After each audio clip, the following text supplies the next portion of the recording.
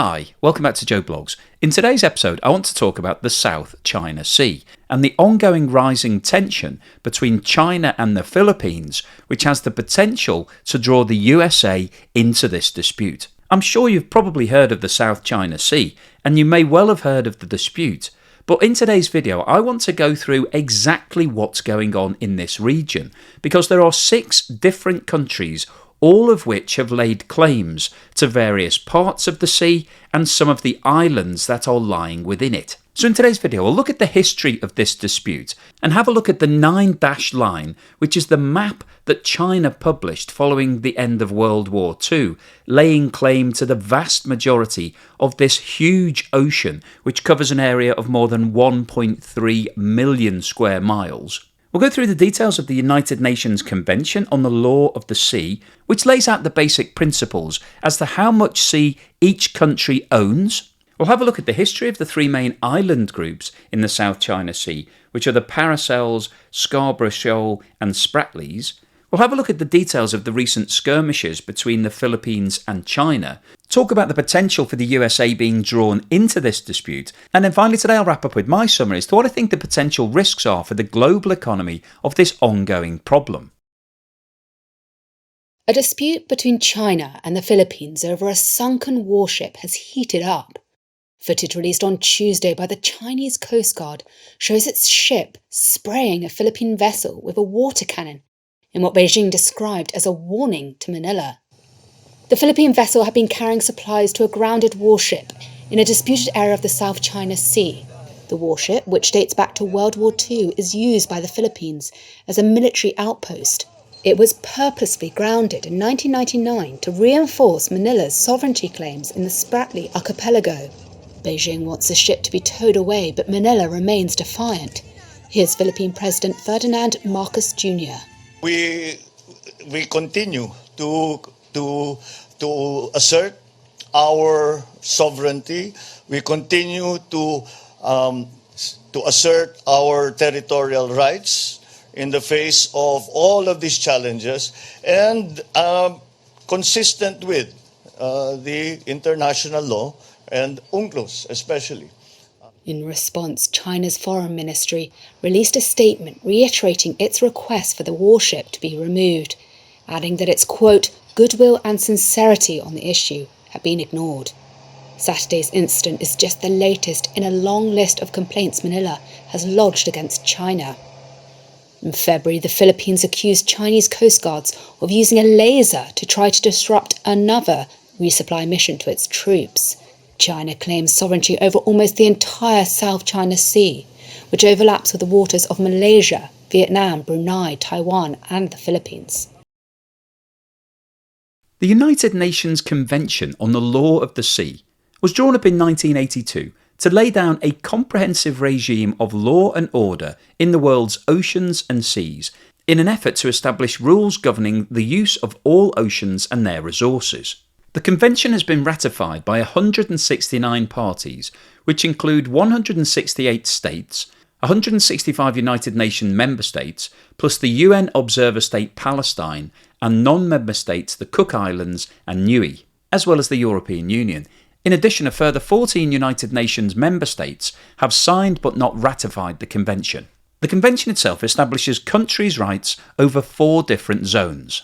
The first of these is territorial sea, which extends outwards for 12 nautical miles. And in terms of the detail of a nautical mile, it's equivalent to 1 minute of latitude, and latitude are the lines around the globe that you may have seen on a geographical map. And in terms of the actual distance of a nautical mile, it's equivalent to 1.15 land miles, or around 1.85 kilometres.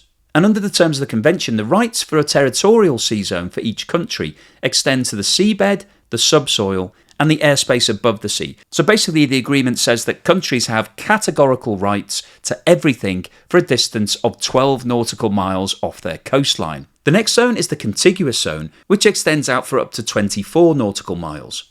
In contrast to the territorial sea, the contiguous zone only grants state sovereignty over the sea's surface and floor. It doesn't give anyone the right to fly or to explore the space above the water. The next zone that was agreed is the exclusive economic zone, which extends up to 200 nautical miles from the coastline and provides control over the seafloor and the subsoil for the aim of identifying, using, protecting and managing all types of natural resources, whether they be living or not. It also provides the right to engage in activities like wind, water and current energy production. However, it does not provide the authority to restrict or outlaw the freedom of navigation or overflight. So basically, you can't stop other countries from sailing in these waters or from flying over them. And the final zone that was established by the agreement was the continental shelf. And the continental shelf is basically the land that exists below the sea that is a continuation of the land in the country itself. And under the agreement, every country has the right to explore and utilise the natural resources that exist within that country's continental shelf. This map of the South China Sea shows the 6 countries that have laid claim to the sea, being China, Taiwan, the Philippines, Malaysia, Brunei and Vietnam. And as you can see, the South China Sea sits between all of these different countries. And you can see that there's a lot going on this map. We've got 3 distinct island groups. The PARACEL is a small group of islands that's located towards the north of the South China Sea and is closest in proximity to both Vietnam and China. The SCARBOROUGH Shoal Islands are located close to the Philippines, and the SPRATLYs are located closest to Malaysia. Now, if you look at this map, it's slightly confusing because we've got red lines and blue lines on it. The red lines delineate China's 9-dash line, and we'll come on to talk about that in more detail in a moment. And the blue lines here show the 200 nautical mile exclusion zone for each of the 6 countries. So if we look at Vietnam first, it's the easiest one to see. You can see the shape of Vietnam, which is shown in grey on the left-hand side of this map. And the 200-mile nautical exclusion zone matches the outline of the Vietnam coastline, apart from a section at the top where we've got sea that sits between Vietnam and China, and the blue line then moves down the middle, so it's less than 200 nautical miles from both countries. And if we move around the map in an anti-clockwise direction, you can see that there's a blue line in the middle of the sea between Vietnam and Malaysia. We've then got a delineated section for Brunei, which is a very small country that's located along the coast that Malaysia actually sits around. So you can see there's a rectangular section for the Brunei section. We've then got a separation of the sea between Malaysia and the Philippines. We've got a 200-mile exclusion zone around the Philippines. And then as we move around to the top, we've got a 200-mile exclusion zone around China and Taiwan. And obviously there is a dispute ongoing between China and Taiwan. China does not recognise Taiwan as an independent country. It believes Taiwan is actually part of China, but obviously the Taiwanese rulers believe that they are an independent nation. And then right in the middle of this ocean, you can see where the words PARACEL, South China Sea and SPRATLYs are written on this map. We've got a zone that's in no man's land, that's basically outside of the 200-mile nautical mile exclusive exclusion zone that was created by the UNCLOS agreement. So basically what this map shows is that if we were following the UNCLOS agreement, we would have a very clear delineation as to who owns what in terms of the sea, and therefore who's got the fishing rights and who has the exclusive rights to any oil and gas that was discovered in the land sitting underneath the sea. However, the reason that there is a South China Sea dispute is that China has laid claim to the vast majority of these waters. The 9-dash line that's sitting close to all of the countries on this map was drawn up by China following the end of World War II and basically shows the whole of the area that China has laid claim to. And the history of the 9-dash line dates back to 1947, when the government of the Republic of China first published a map laying claim to the vast majority of the South China Sea. Now, interestingly, at that time, there were 11 dashes on the map. However, 2 were subsequently removed due to improving relations between China and North Vietnam, so it became a 9-dash line. Now, the 9-dash line has never been ratified by any of the other countries. They do not agree with China that it owns the vast majority of this ocean, and that's where this dispute has arisen. Ever since China published the 9-dash line, there has been rising tension between the 6 nations who all claim rights for the South China Sea.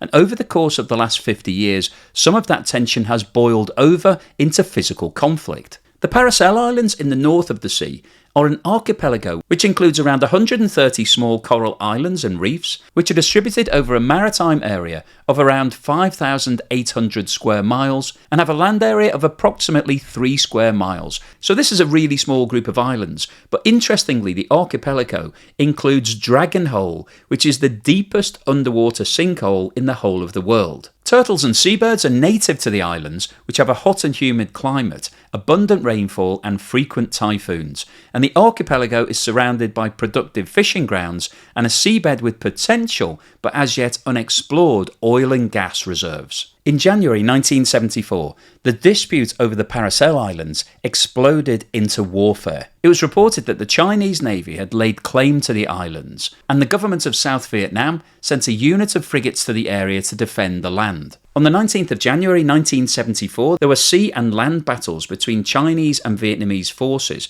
with casualties reported on both sides. However, at the end of the conflict, the Chinese fleet defeated the naval force of South Vietnam, and China claimed control of the entire archipelago. This proved to be a significant turning point from China's perspective. However, the sovereignty dispute of the islands remains unresolved with Vietnam. The official death toll was reported as being more than 70 from Vietnam's perspective. However, no figures were ever released by China. China has subsequently established a population of more than 1,000 people, the majority of which live on the main island of Woody. And earlier this year, it was announced that a hot pot restaurant had been opened on the island, which can seat up to 120 people at a time.